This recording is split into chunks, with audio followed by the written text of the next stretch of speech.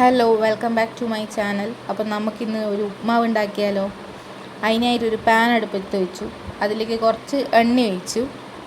അതിലേക്ക് എണ്ണ ചൂടാകുമ്പം കടുക് പൊട്ടിച്ചു. കടുക് പൊട്ടിത്തീരുമ്പോൾ നമുക്ക് കുറച്ച് അരിഞ്ഞു വെച്ച ഇഞ്ചി ചേർത്തു. അതിലേക്ക് കുറച്ച് കറിവേപ്പില ആയിക്കോട്ടെ, എന്നാൽ പിന്നെ സവാളക്ക് വിഷമം തോന്നണമെന്ന് വെച്ചിട്ട് സവാള അരിഞ്ഞതും കൂടെ ചേർത്തു. അതിലേക്ക് പച്ചമുളകും. എല്ലാവർക്കും ഒരു സ്പൈസിനെസ് എല്ലാം ഈ മഴക്കാലത്ത് ഇഷ്ടാവൂലേ. നിങ്ങളവിടെ നാട്ടിൽ മഴയുണ്ടോയെന്നെല്ലാം പറയണേ. ഇവിടെ ഇങ്ങോട്ടേക്കെല്ലാം ഭയങ്കര മഴയാണ്. അപ്പം മഴയെല്ലാം ഉണ്ടോയെന്നെല്ലാം കമൻറ്റ് ചെയ്യുക. പിന്നെ എല്ലാവരും സുരക്ഷിതരായിട്ട് വീട്ടിൽ തന്നെ ഇരിക്കുക. ട്രാവൽ ചെയ്യുമ്പോൾ എല്ലാം സൂക്ഷിക്കുക. അത്രയേ ഉള്ളൂ. അപ്പോൾ നമ്മളെ കാര്യത്തിലേക്ക് കിടക്കട്ടെ. ഉപ്മാവ് അതാണല്ലോ നമ്മൾ മെയിൻ. അപ്പോൾ അത് ഉള്ളിയും അതെല്ലാം ഇട്ടിട്ട് ഞാൻ നന്നായിട്ട് വഴട്ടിയെന്ന് വെച്ചാൽ ഒരു ട്രാൻസ്പെറൻറ്റ് കളർ വരെയെല്ലാം ഞാൻ വഴട്ടിയിട്ടുണ്ട്. പിന്നെ എനിക്കറിയാം ചില ആൾക്കാർ ഈ കടുകിടുന്ന സമയത്ത് ഉഴുന്ന് പരിപ്പിടാറുണ്ട്. അത് ഈ ഉപ്മാവ് ഉണ്ടാക്കിയതിന് ശേഷം അത് കഴിക്കുമ്പം ഒരു പ്രത്യേക ടേസ്റ്റാണ്. അതിൻ്റെ ഒരു കടിപ്പ് ഇടക്കിടക്ക് കിട്ടുമ്പോൾ അല്ലേ, അതുകൊണ്ട്. പക്ഷെ ഞാൻ ഇവിടെ ചേർത്തിട്ടില്ല.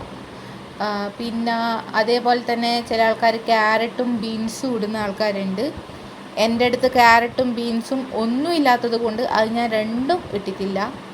ശരിക്കും പറഞ്ഞാൽ ബീൻസ് എനിക്ക് ഇഷ്ടവുമല്ല, അതുകൊണ്ട് ഞാൻ വാങ്ങാറേ ഇല്ല. അതുകൊണ്ടാണ് ഞാൻ ഇടാത്തത്.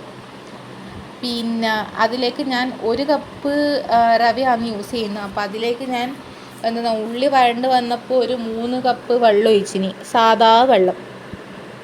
എന്നിട്ട് അതിലേക്ക് ആവശ്യമായ ഒരു ഉപ്പ്, അതായത് ഉപ്പ് ഒരു പൊടിക്ക് കൂടുതൽ എന്ന പോലെ ഞാൻ ചേർത്തിട്ടുണ്ട്. പിന്നെ ഞാൻ തിളച്ച് വരാൻ വേണ്ടിയിട്ട് അത് കാത്തു നിന്നു. അത് തിളച്ച് വരുമ്പോഴത്തേനും നമ്മൾ ഐറ്റമായ നമ്മുടെ റവ അത് ചേർത്തു. അപ്പോൾ ഈ ഉപ്മാവ് ഉണ്ടാക്കുന്ന സമയത്ത് സാധാരണ നമുക്കെല്ലാം എന്തെന്നാ ടെൻഷൻ ഉണ്ടാവില്ല, അത് വെള്ളമായി വേവുമോ എന്നല്ലോ ആണെന്നല്ലേ. അല്ല, എനിക്കുണ്ടാകുന്ന ടെൻഷനാണേ. ചിലപ്പോൾ അത് ആണ്ടിലൊരുക്കി ഉണ്ടാക്കുന്നതുകൊണ്ടായിരിക്കും ഇപ്പം. എന്നിട്ട് വെള്ളമെല്ലാം ഒഴിച്ച് ഗ്രവി ഇട്ട് അതിൽ നന്നായിട്ട് മിക്സാക്കി എടുത്തിട്ട് ഞാൻ കുറച്ച് സമയം അടച്ച് വെച്ച് വേവിക്കാമെന്ന് വെച്ചു. കാരണം അത് കാണുമ്പോൾ എനിക്ക് വെള്ളം കൂടുതലായോ എന്ന് ടെൻഷൻ വരും. അതുകൊണ്ട് ഞാൻ അടച്ച് വെച്ച് വേവിക്കാമെന്ന് വെച്ചു. അങ്ങനെ ഞാൻ അടച്ച് വെക്കുകയെന്ന് കേട്ടോ. അത് ഞാൻ ഇനി വെന്തോ നോക്കാൻ വേണ്ടിയിട്ട് അത് പൊക്കി നോക്കിയപ്പോൾ നമ്മളെ റവ ഏതാണ്ട് റെഡി ആയിട്ടുണ്ട് ഇപ്പം.